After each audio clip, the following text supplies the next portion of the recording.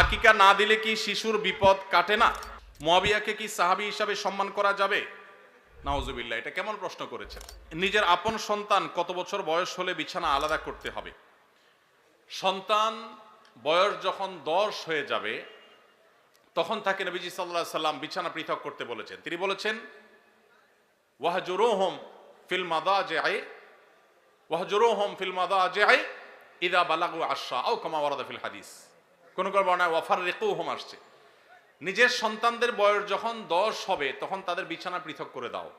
এক কম্বলে কাঁথার নিচে দুজন ঘুমাবে না, তখন আলাদা আলাদা হবে। যদি বিছানা পৃথক করা বলতে আলাদা খাট, আলাদা চকিতে শোয়ানোর মতো আর্থিক সঙ্গতি না থাকে, তাহলে একই কক্ষেও যদি থাকে তো মাঝখানে পার্টিশন থাকবে, কোলবালিশ যাতে কিছু থাকবে, আলাদা কম্বল কাঁথা থাকবে, একই কাপড়ের ভিতরে বা একই কাপড়ের নিচে ঘুমাবে না।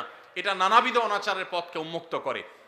আরো আগে থেকে যদি বাচ্চাকে অভ্যাস গড়ে তোলা হয় সেটা সবচেয়ে ভালো। অনেকে আছেন এই বিষয়গুলোকে তেমন কোনো গুরুত্ব দেন না, অথচ এগুলোর কারণে বহু সর্বনাশা আমাদেরকে গ্রাস করে। বিধায় নবী সাল্লাল্লাহু আলাইহি সাল্লামের এই নির্দেশটা আমাদের খুব গুরুত্বের সাথে মানতে হবে।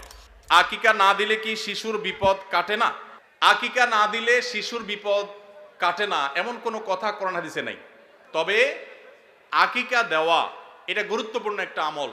আল্লাহ কাউকে পুত্র সন্তান দান করলে 2টি ছাগল, আর কন্যা সন্তান দান করলে 1টি ছাগল জবে করা, এটা নবীজি সাল্লাল্লাহু আলাইহি সাল্লামের সুন্নাহ। এটা জন্মের 7ম দিনে, না হলে 14তম দিনে, না হলে 21তম দিনে করবেন। সেটাও যদি কোনো কারণে না হয় পরে যে কোনো সময় করলেও আদায় হয়ে যাবে। এমনকি কারো শিশু কারো যদি আকিকা দেওয়া না হয়, বড় হওয়ার পর তার আকিকা দিলেও আদায় হয়ে যাবে। এই আকিকা এটা না দিলে যে বিপদ কাটে না এরকম কোনো কথা নাই। তবে হ্যাঁ, বিভিন্ন হাদিসে নবী সাল্লাল্লাহু আলাইহি সাল্লাম বলেছেন কুল্লু গুলামিন মুরতাহানুন বিআকিকাতিহি, বাচ্চার এটা আকিকার উপরে সে অনেকটা ডিপেন্ডেন্ট থাকে। এই হাদিসের ব্যাখ্যা অনেক মুহাদ্দিসরা বলেছেন আকিকা না দিলে, আকিকা দেওয়ার ফলে সে বিভিন্ন ক্ষয়ক্ষতি থেকে বেঁচে থাকতো। অনেকে বলেছেন শয়তানের কুমন্ত্রণা থেকে বেঁচে থাকে আকিকার মাধ্যমে, এটা থেকে সে আর বাঁচতে পারে না, ওই ক্ষতি তাকে স্পর্শ করার সম্ভাবনা থাকে। তবে কেউ আকিকা দিতে পারলো না, অন্য কোনো আমল করলো তার সন্তানের জন্য, আল্লাহ তাআলা তাকে সেভ করতে পারেন। এমন কোনো কথা নাই যে আকিকা না দিলেই তার সন্তানের বিপদ কাটবে না। তবে আকিকা দেওয়া উচিত, এর মাধ্যমে সন্তান নানাভাবে উপকৃত হয়, নানাভাবে সেভ থাকে, নিরাপদে থাকে। আল্লাহ আমাদের যাদের সামর্থ্য দিচ্ছে তাদেরকে আমল করার তৌফিক দান করুন। মুয়াবিয়াকে কি সাহাবী হিসাবে সম্মান করা যাবে? নাউজুবিল্লাহ, এটা কেমন প্রশ্ন করেছেন? যে ভাই প্রশ্ন করেছেন তার হয়তো জানার ঘাটতি আছে। মুয়াবিয়া রাদিয়াল্লাহু তাআলা আনহু নবী করিম সাল্লাল্লাহু আলাইহি সাল্লামের অত্যন্ত স্নেহভাজন, অত্যন্ত স্নেহধন্য সাহাবীদের একজন। সাহাবী হিসাবে সম্মান করা যাবে কিনা মানে সিনিয়র সাহাবীরা তার জীবদ্দশায় সিনিয়র বড় বড় সাহাবীদের কেউ তাকে অসম্মান করেছেন দেখাতে পারবেন? তাহলে আপনার মনে প্রশ্ন কোত্থেকে আসলো? সাহাবীদের মধ্যে নিজেদের মধ্যে বহু বিষয়ে মতপার্থক্য হয়েছে, এমনকি যুদ্ধ পর্যন্ত হয়েছে। নবীজি সাল্লাল্লাহু আলাইহি সাল্লাম পরিষ্কারভাবে নিষেধ করেছেন যে আমার সাহাবীদেরকে গালমন্দ করবে না, সমালোচনা করবে না। নবীজি সাল্লাল্লাহু আলাইহি সাল্লামের এই হাদিস থেকে বোঝা যায় সাহাবীদের কোনো ভুল, কোনো ত্রুটি হতে পারে মানুষ হিসাবে, কিন্তু হলে সেটার কারণে সমালোচনা করা, গালমন্দ করার অধিকার আমাদের নাই। আপনার বাবা যদি তার কোনো ভুল হয় আপনি কি সেটার সমালোচনা করে বেড়াবেন? সাহাবীদের সম্পর্কে নবী সাল্লাল্লাহু আলাইহি ওয়াসাল্লাম হাদিসগুলো একটা একটা করে পড়ে দেখবেন। এটা দুর্ভাগ্যজনক যে আমাদের সমাজে এই জাতীয় বিষয়গুলোকে নানাভাবে আমাদের সামনে এস্টাবলিশ করা হয়েছে, নানাভাবে। দেখুন, সাহাবীরা সবাই ভুলের ঊর্ধ্বে, সবাই নিষ্পাপ, মাসুম, এটা আহলে সুন্নাত জামাতের কারোর আকীদা বিশ্বাস না। কিন্তু তাদের যদি কোনো ব্যক্তিগত সিদ্ধান্তে ভুল হয়, ইজতিহাদি বুঝার কোনো ভুল হয়, আপনি আমি সমালোচনা করবার কোনো অধিকার নবী সাল্লাল্লাহু আলাইহি সাল্লাম আমাদেরকে দেন নাই। কে সাহস দিয়েছে আপনাকে যে আপনি আল্লাহ নবী সাল্লাল্লাহু আলাইহি সাল্লামের সাহাবীর দোষ বা ভুল চর্চা করবেন, সমালোচনা করবেন? মনে রাখবেন, কোরআনের আয়াতে আয়াতে দেখবেন আল্লাহ তাআলা সাহাবীদের পুরো সাহাবীদের পুরো জামাতের বিভিন্ন প্রশংসামূলক বাক্য ব্যবহার করেছেন।